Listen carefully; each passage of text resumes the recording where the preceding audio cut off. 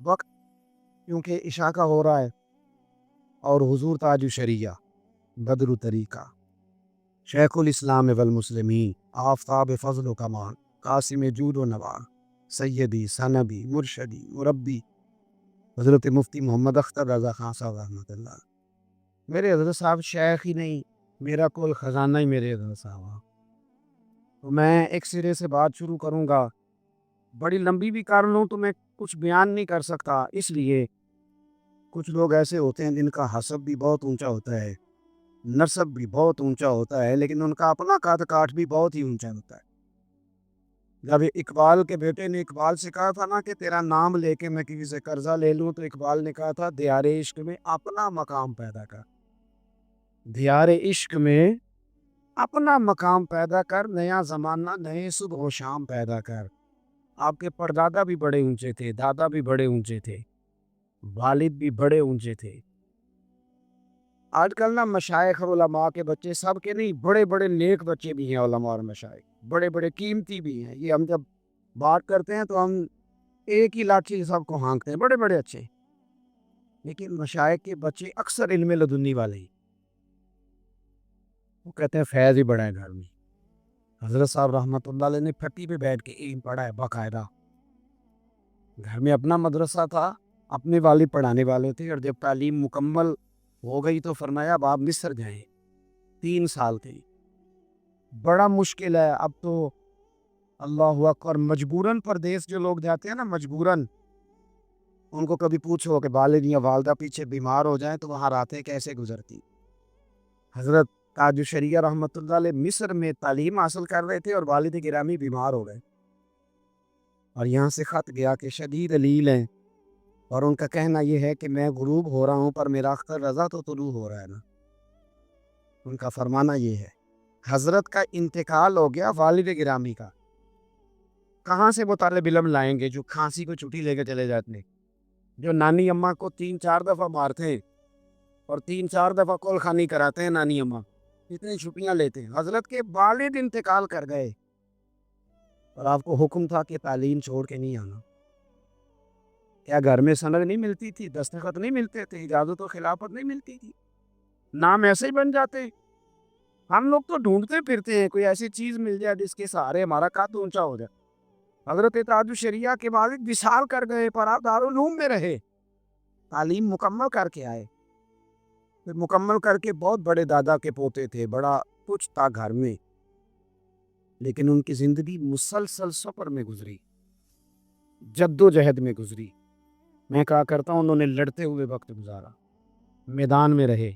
India की government Hindu, उसके खिलाफ फतवे जारी करना और दीन की बात करना और फिर उस पर डट जाना और कोई प्रेशर कबूल ना करना और खड़े रहना। और भाई मैं अल्हम्दुलिल्लाह हजरत के घर में हाजिर हुआ हूँ। वहाँ हम तो यहाँ कहते हैं, मैं वो यूरोप में था तो मुझे एक साहब वहाँ कहने लगे कि यहाँ जी काफिरों के मुल्क में दीन पे अमल करना बड़ा मुश्किल है, दाएं बाएं सारे काफिर हैं। तो मैंने कहा हजरत अबू बकर सिद्दीक के दाएं बाएं सारे मोमिन ही थे, मौला अली के दाएं बाएं सारे मोमिन थे। कैसे कैसे बहाने हमने तलाशी। हिंदुओं के बीच रह के एलानिया दीन की बात करना, एलानिया, और डट के बात करना और सही उसलूब बयान करना दीन का। उनका इल्मी कद काट क्या था वो उलमा बयान करेंगे, वो फ़कीह कितने थे, उनकी किताबें फतावाजात मौजूद हैं। मैंने उन्हें बहुत बड़ा इंसान देखा, बहुत बड़ा इंसान। इंसानों की भीड़ में इंसान तलाश करना बड़ा मुश्किल होता है। हजरत राबिया बसरिया, एक दरवेशों की बात है, बीबी साहब एक दिन गुजर रही थी तो थोड़ा सा ना कपड़ा एक कोने से फट गया। एक दो लोगों ने कहा कि अम्मा ये कपड़ा बाजू से फटा हुआ है। कहने लगी खैर है, एक कोने से फटा है ना, कोई अर्ज नहीं। तो वो सामने से एक दरवेश बुजुर्ग आ रहे थे, हजरत सुफियान सौरी। उनको देखे ना तो बीबी साहबा ना तंदूर के पीछे छुपने लगी, गर्म आग के पीछे छुपने लगी। अब वो गर्म जगह थी, मौसम भी गर्मी का था। एक आदमी ने पकड़ के कहा अम्मा क्या है? कहने लगी थोड़ा सा कपड़ा फटा था तो सामने से मर्द आ रहा था, सामने से मर्द आ रहा था तो कहा अम्मा ये जो सारे घूम रहे हैं। फरमाने लगी मैंने जो कहना था कह दिया है, मैंने जो कहना था वो कह दिया, बात खत्म हो गई। حضرت تاج شریعہ بہت بڑے. ایک دن میں خود گواہ ہوں اس واقعے کا. میں نے عرض کیا تھا بس ایک دو بات کرنے لگا ہوں, بات سمیٹنے لگا ہوں. ایک نا سادہ سا آدمی آ گیا آپ کی بیٹھک میں. حضرت نا فتاوی جات کی اصلاح فرما رہے. سادہ سا بندہ. اس نے کہا جی میں مرید ہوں, میں نے بات کرنی ہے. میں کرو. اب وہ بات چھیڑ کے بیٹھ گیا, کتابیں سائڈ پہ پڑھی ہیں, وہی باتیں جو ہمارے گھروں میں ہوتی ہیں. بیٹا بات نہیں مانتا, اب بہو کے پیچھے لگ گیا ہے, کمائی ساری سسرال کو کھلاتا ہے. یہی ہوتا ہے نا جی باتیں. ابا کی اور اماں کی شکایتیں یہی ہوتی ہیں. وہ ساری باتیں میں پریشان رہتا ہوں, مجھے تکالیف ہیں. حضرت سنتے رہے اور بوڑھا آدمی تھا, جواب دیتے تو کبھی کبھی ہمیں یوں بھی لگتا کہ وہ بحث بھی کرتا ہے. کچھ بوڑھے نا نہیں نا, ہر آدمی کو آداب بھی نہیں نہ آتے, تو وہ کسی بات پہ تکرار بھی کرتا. اس نے کافی سارا ٹائم لے لیا. عقل مند لوگوں کی اپنی مثالیں ہوتی ہیں, علماء کے اپنے منطقی فلسفی دلائل بھی ہوتے. حضرت نے اس کو تعویذ بھی دیا, اس کی تشفی بھی کی, تسلی بھی کی, سوالات کے جوابات بھی دیے. جب اٹھ کے گیا نا, ایک مولانا ایک مفتی صاحب عرض کرنے لگے حضور یہ آپ بابا میرے ذمہ لگا دیتے, آپ کو علمی کام کر لیتے. تو حضرت کا انداز نرالا. مفتی صاحب کو قریب بلایا اور ان کے نا کمر پہ تھپکی دی. فرمانے لگے وہ میرا مرید تھا, اس نے مجھے سے مطمئن ہونا تھا. اگر میں بات نہ سنتا تو دکھ ہی رہتا. اس کے دل میں خیال آتا کہ میری تو انہوں نے سنی کوئی نہیں. فرمایا میں نے ان کی بات سنی ہے. آپ فرمایا کرتے کہ حضور مفتی اعظم ہند سارا دن تعویذ لکھتے تھے. وہ بہت سارا علمی کام کرتے, بہت کچھ کرتے, لیکن وہ تعویذ کیوں لکھتے تھے؟ اس لیے کہ جو تعویذ لینے آتا تھا وہ سارے دکھڑے سنا کے کہتا, وہ ساری داستانیں سناتا. وہ مطمئن اپنے آپ کو کر لیتا. حضرت اس کو تسلی بھی دیتے, شرعی مسئلے بھی بتاتے, تعویذ بھی دیتے. اور کئی دفعہ فرماتے اثر تب ہوگا جب 5 نمازیں پڑھو گے. عورت کو کہتے اس کا اثر تب ہوگا جب تم پردہ کرو گی. تبلیغ بھی ہوتی رہتی, واعظ و نصیحت بھی ہوتا رہتا. اور پھر حضور تاج شریعہ رحمت اللہ تعالیٰ علیہ کا یہ کمال تھا, یہ اعزاز تھا. حضرت مولانا منصور صاحب ہیں ایک, انہوں نے لکھا ہے, وہ کہتے ہیں کہ حضرت صاحب کی جب تک صحت مبارک اجازت دیتی رہی نا, بڑے قد کاج تھا آپ کا, بڑا مقام تھا. ہماری تعریفیں ہوتی ہیں نا کہ مولانا شیخ صاحب نے بڑا کچھ کہہ دیا. میں اس میں سے اپنا تلاش کر رہا تھا کہ ہم وہاں کہاں کرتے. من دانم کہ من دانم, جو ہم ہیں وہ ہمیں پتہ تو ہے ہی نہیں. تو بہت بڑا قد کاٹ تھا, بڑے نعرے تھے, اور دنیا ٹوٹ آتی تھی کدھر حضرت جایا کرتے تھے. بلکہ ایک مزیدار بات یاد آ رہی ہے, اگر کہے تو سنا دوں آپ کو. ایک موقع پہ نا حضرت صاحب کا جلسہ تھا, ایک جگہ تشریف لے گئے, مدھیہ پردیش کا غالباً وہ ایریا تھا. تو وہاں ایک مجذوب بزرگ رہا کرتے تھے, ان کا انتقال ہو گیا. حضرت کا جس دن جلسہ تھا اسی دن لوگ ان کو بڑا ان سے پیار کرتے تھے. بابا جی جو کہتے تھے ہو جاتا تھا. اصلی والے مجذوب تھے, آج کل مجذوب نہیں. نوٹوں کا سارا پتہ ہے, نماز کی دفعہ مجذوب ہو جاتا ہے. یہ والا مجذوب نہیں, اصل مجذوب. اب وہ وہاں کے لوگوں نے پروگرام بنایا کہ ان کے عقیدت مند بہت زیادہ ہیں, تو حضرت کا رات جلسہ نہ متاثر ہو تو دن میں ہی بابا جی کو نا غسل کفن دے کے نا تدفین کر دی جائے. پروگرام بن گیا, لیکن جیسے ہی بزرگوں کے قریب گئے نا تو ان کا تو سارا جسم اکڑ گیا, گچھڑی کی طرح ہو گیا. ٹانگیں پیچھے مڑ گئیں, ہاتھ مڑ گئے, اور بابا جی گچھڑی کی مانی. جب آپ کو پتہ ہے ہمارے یہاں لوگ بڑی جلدی فتوے بھی دینے لگتے ہیں. یہ کامل ہوتے تو اس طرح ہوتا, شلاء ہوتا بڑا. اب علماء کے درمیان معاملہ ہے غسل کیسے دے, کفن کیسے پہنائے, یہ بات کرتے کرتے نا شام ہو گئی. طے یہ پایا کہ حضرت صاحب آ رہے ہیں, حضور تاج شریعہ, حضور تاج شریعہ تشریف لا رہے ہیں. وہ آتے ہیں تو حضرت سے عرض کرتے ہیں کہ اس شرعی مسئلہ بھی بتا دیں اور بتائیں کرنا کیا ہے. حضرت کو جب آپ پہنچے جہاں آپ کو ٹھہرنا تھا تو لوگوں نے بتایا, تو آپ نے فرمایا وضو کراؤ, وہیں چلتے ہیں. اور بابے کے پاس کھڑے ہو کے مسئلہ بتاتے ہیں. اللہ کرے آپ کی توجہ ہو میری بات پر. میرے شیخ کی بات ہے نا تو مجھے لطف آنے لگ گیا ہے. کہا وہیں چلتے ہیں, وہیں چل کے مسئلہ بتاتے ہیں. بابا جی کے سرانے حضرت آ کے کھڑے ہوئے. لوگ کہتے ہیں کہ صبح سے کوشش کر رہے تھے, ڈاکٹر بھی, طبیب بھی, علماء بھی, لیکن وجود سیدھا نہیں ہو رہا تھا. حضرت نے نا بابا جی کا کان تھاما اور جانے کان میں کیا کہا کہ بالکل سیدھے ہو کے لیٹ گئے. گل لیشا آسا نہیں مرنا, یہ تے مر گیا ہی کوئی اور. اور اقبال کہتا ہے موت کو سمجھے ہیں غافل اختتام زندگی، یہ ہے شام زندگی پھر صبح دوام زندگی۔ بابا جی سیدھے ہو کے لیٹ گئے، حضرت نے نگرانی میں غسل کرایا، کفن دیا گیا، قبر پہلے تیار تھی، حضرت نے جنازہ پڑھایا، دفن کر دیا۔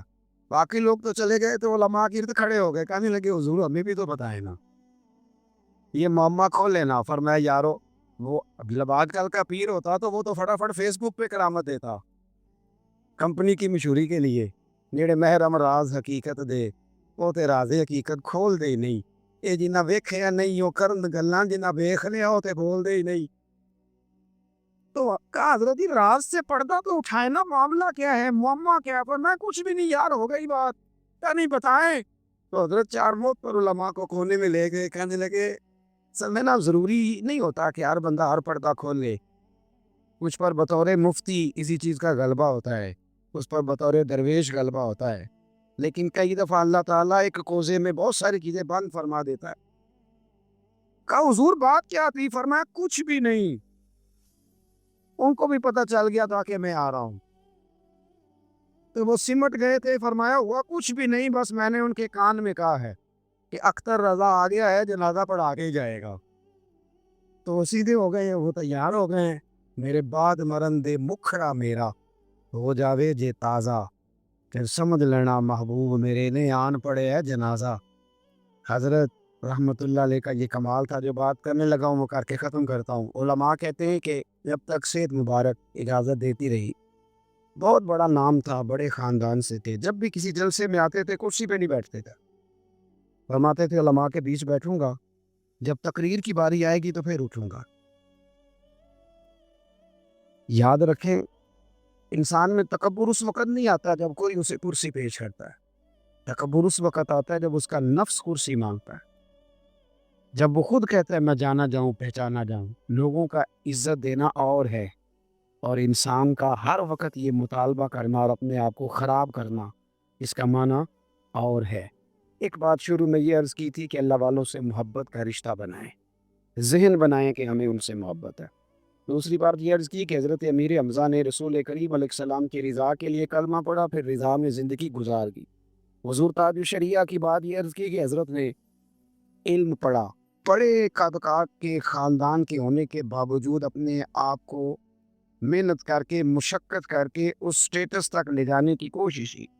اور دوسری بات یہ کہ علم تھا لیکن اس علم کو دماغ پر سوار نہیں ہونے دیا، اس کا بخار نہیں چڑھنے دیا، عاجزی کو قائم رکھا، عمل کو قائم رکھا، اور پھر اللہ تبارک و تعالی جب یہ اعزاز انسان کے پاس آتا ہے تو پھر اللہ اسے کرامت کی برکت بھی عطا فرمائے، پھر اللہ نے انہیں اعزاز بھی دیا۔ آپ کا پروگرام بڑا اچھا ہے، یہ جتنے ہمارے جلسے ہیں نا یہ سارے اللہ رسول کے نام کے، یہ شخصیات کے نہیں، ہم شخصیات کے نہیں، نظریات کے قائل ہیں۔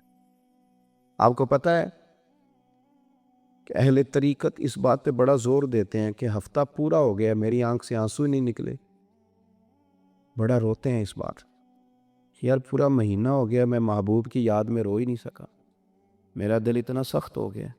یہ بہت بڑی تڑپ ہے، بہت بڑی تڑپ، اتنے دن ہو گئے اللہ کے خوف سے ایک قطرہ نہیں نکل سکا۔ پتہ ہے میرے نبی کریم صلی اللہ علیہ وسلم نے فرمایا جس کے آنکھ سے اللہ کے خوف سے اتنا آنسو نکل ہے جتنا مکھی اور مچھر کا پار ہوتا ہے، حدیث سنیں، فرمایا رویا وہ اللہ کے خوف سے ہو، اس لیے نہ رویا ہو کہ ذرا کیمرہ میرے اوپر فیٹ ہو جائے گا اور میرا آنسو کیش ہو جائے گا، لوگوں کو پتہ چلے گا میں بڑا عاشق رسول ہوں۔ یہ دیکھا نا میں نے آنسو بھی بہا دیے، اب تو ٹرینڈ کر کے یہ کام کیا جاتا ہے نا، اس لیے نہ ہو بلکہ اللہ کے خوف سے ہو۔ اور حضور علیہ السلام نے فرمایا وہ کوئی ضروری نہیں داڑھی بھیگ جائے، بلکہ وہ اتنا قطرہ ہو جتنا مکھی اور مچھر کا پر ہوتا ہے۔ فرمایا اگر اتنا بھی آنسو اللہ کے خوف سے تیری آنکھ سے نکل گیا تو فرمایا تیرا دوزخ میں جانا اتنا ہی مشکل ہے جتنا بھینس کے تھنوں سے نکلے ہوئے دودھ کا دوبارہ تھنوں میں جانا مشکل ہوتا ہے۔ کاش تو اتنا رو پڑے، تیرے اوپر اتنا اللہ کی خوف کا اتنی رقت تیرے اوپر طاری ہو۔ آپ کبھی محبوب کے آنسو دیکھیں نا، حضور کتنا روتے تھے، کتنا روتے تھے، زیادہ ہنسنے سے تو دل مردہ ہو جاتا ہے، ہمارے ہاں تو لطیفے عام ہو گئے، وہ رکت، وہ خوف خدا، وہ درد، وہ سوز. حضور اتنا روتے. کبھی 3 دن غار سجدہ میں جا کے روئے، کبھی غار حرا میں روئے، کبھی غار ثور میں روئے. حضور کافر اور بے ایمان کے لیے بھی دعا کرتے تو رو پڑتے. کسی کا دکھ سنایا جاتا تو محبوب کی آنکھوں میں آنسو آ جاتا. کثرت کے ساتھ نبی کریم کی مقدس آنکھیں آنسو بہاتی، صحابہ روتے. جناب عمر فاروق کے بارے میں صحابہ فرماتے ہیں، ایک صحابی کہتے ہیں میں 7ویں صف میں نماز پڑھا کرتا تھا عمر کے پیچھے، اور جب عمر تلاوت کر کے رویا کرتے تھے تو 7ویں صف تک ان کی سسکیوں کی آواز آتی تھی. 7ویں صف تک ان کے رونے کی اور تڑپنے کی آواز آتی تھی، اور وہ رو رو کے کہا کرتے تھے اللہ مجھے معاف کر دے، اللہ میرے اوپر رحم فرما. یارو پتھر دل سا مزاج جب ہو جائے، آپ کو پتہ ہے آہستہ آہستہ لوگوں کے دکھ بھی اب دکھ نہیں لگتے. بندہ تھوڑا امیر ہو جاتا ہے، تھوڑا بڑا ہو جاتا ہے، کسی عہدے پہ چلا جاتا ہے، کسی کے دکھ بھی اسے دکھ نہیں لگتا، کسی کے آنسو بھی اسے آنسو نہیں لگتے. حضرت عثمان بن مظعون کا انتقال ہوا تو نبی پاک رو پڑے، یا رسول اللہ یہاں بھی روتے؟ تو محبوب نے فرمایا بڑا پیارا تھا، بڑا میٹھا تھا، وفادار تھا. حضرت سعد بن معاذ کا جنازہ اٹھا تو نبی پاک رو پڑے. یا رسول اللہ آپ رو رہے ہیں؟ تو حضور نے فرمایا میرا غلام تھا. حضرت عبداللہ مزنی کا جنازہ اٹھا تو نبی پاک کی آنکھیں پھر موتی برسانے لگیں. حضور کیا ہوا؟ فرمایا اس کا میرے پاس بیٹھنا یاد ہے، اس کا محبت کرنا مجھے یاد ہے. سرکار کے صاحبزادے حضرت ابراہیم کا وصال ہوا تو حضور کی آنکھوں سے آنسو جاری ہیں. حضرت انس بن مالک عرض کرتے ہیں میں نے کہا یا رسول اللہ آپ تو صبر کا حکم دیتے ہیں. تو حضور نے فرمایا دل رنجیدہ ہے، دل رنجیدہ ہے، آنکھوں سے آنسو جاری ہیں، یہ محبت کی علامت ہے. پر فرمایا میں اپنی زبان سے وہی کہوں گا جس سے میرا رب راضی ہوگا. لیکن میرے بھائی اتنا پتھر دل ہو جانا، اتنا سخت جان ہو جانا، اتنا تڑپ جانا. ایک درویش کبھی کبھی فرمایا کرتے تھے، وہ کہتے تھے بڑی پگڑی والا ہو پر طبیعت کا خشک ہو، کوئی ضروری نہیں کہ آپ اسی سے دعا کرائیں. ہوتے ہیں نا میری طرح کے لوگ، جبہ کو بہت تگڑا ہوتا ہے پر اندر بڑا کام سخت ہوتا ہے.